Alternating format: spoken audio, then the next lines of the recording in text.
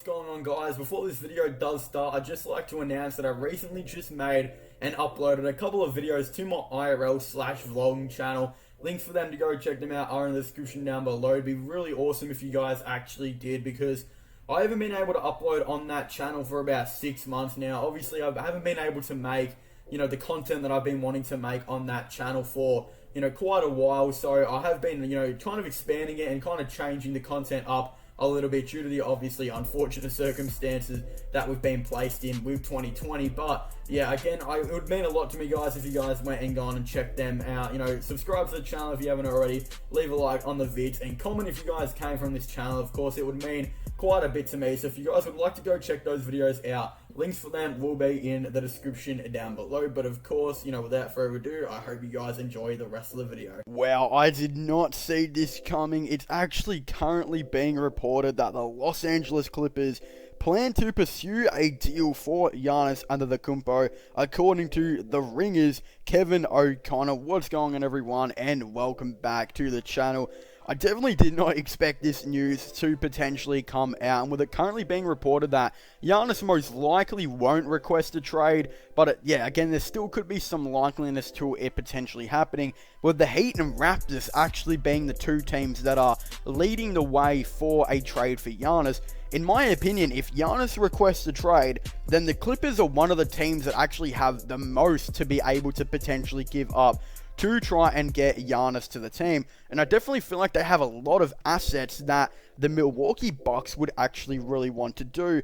And I definitely feel like if they could get Giannis to the team to partner alongside Kawhi Leonard, this would be absolutely outstanding and would definitely, kind of fill in the issues that I feel like the Clippers have had all season with trying to find a starting power forward. They ended up, getting Marcus Morris, and he started a power forward, but honestly, when he was playing small forward at the New York Knicks, he actually looked like he was doing a pretty decent role there and was looking like he was playing better at that small forward position.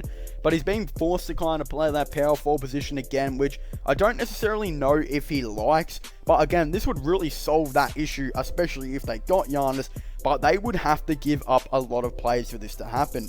One player that I definitely feel like the Clippers will be giving up in this trade is actually doing a sign and trade for Montrezl Harrell. Now, Montrezl Harrell, I believe, will go on about $15 to $20 million per season on a potential sign and trade, and it would make a lot of sense for the Bucks to want Montrezl Harrell as well, as if they lose Giannis, they don't have a power forward, and I definitely feel like they need another player to have in their rotation as their power forward slash center.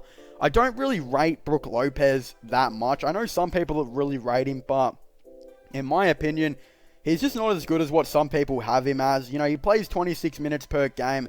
I definitely feel like Trez would start at that power forward position, and then he would most likely play 30 or so minutes per game. The minutes that he's been wanting to play really, all season in a much bigger role. Of course, he would play a lot of power. He would start at the power forward position, but then when Lopez would go to the bench, I think he would move over to the center position. Now, in 27.8 minutes per game, he averages 18.6 points per game, 7.1 rebounds, 1.7 assists. Hasn't scored a 3 all season, and he has shot 18.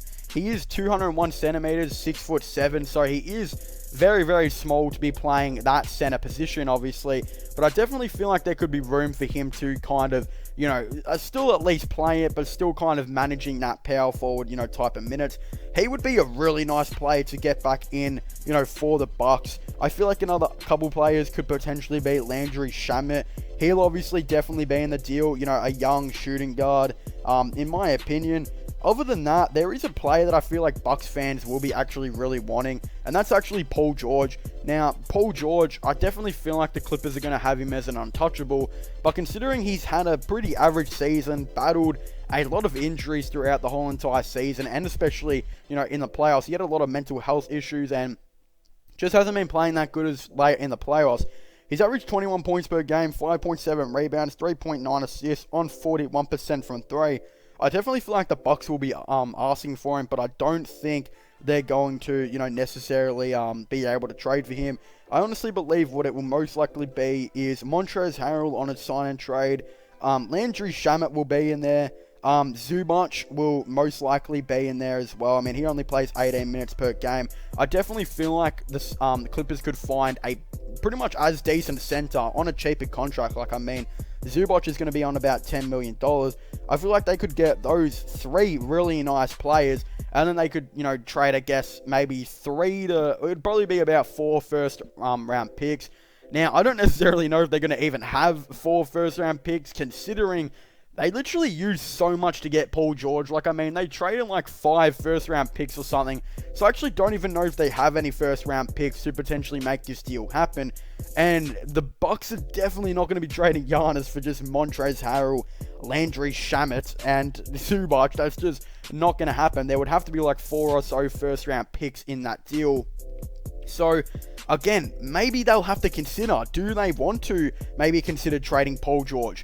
Would that be a thing? Because other way, I don't necessarily know how they would get a deal done. I mean, they don't really have like any first round picks at all. They traded it all to get Paul George. So, again, they're going to be in a very kind of rough kind of area with that. I don't think they're going to be able to trade for Giannis. They definitely don't have enough at all, and they don't have like really any young kind of players to chuck in this deal. Like, I mean, they used to have Jerome Robinson, they used to have Shai Gilgeous-Alexander, which I definitely feel like the Bucks would have been interested in at this time being. But now both of those players are traded. Robinson's on the Wizards, not really doing anything, while SGA is currently on OKC, being absolutely one of their best players. So again, I just don't feel like the Clippers have enough to get a deal done when it does come to this. So that's why I feel like they're not going to be able to get Giannis at all. But again, they could just wait for free agency to kind of see if he's available and try and do a sign and trade. I could definitely feel like something like that may potentially actually happen. But anyway, thank you guys so much for watching this video. Make sure to leave a like and subscribe to the channel for all the latest NBA news and NBA content. But also don't forget to subscribe to my gaming channel and my IRL/vlogging channels. Links for them will all be in the description down below. And definitely don't forget to check out my podcast as well if you haven't already. Links for that will all be in the description down below. Now, as I was saying, I want to thank you guys so much for watching. Make sure to leave a like, subscribe, and comment. And I'll see you guys next time. Goodbye.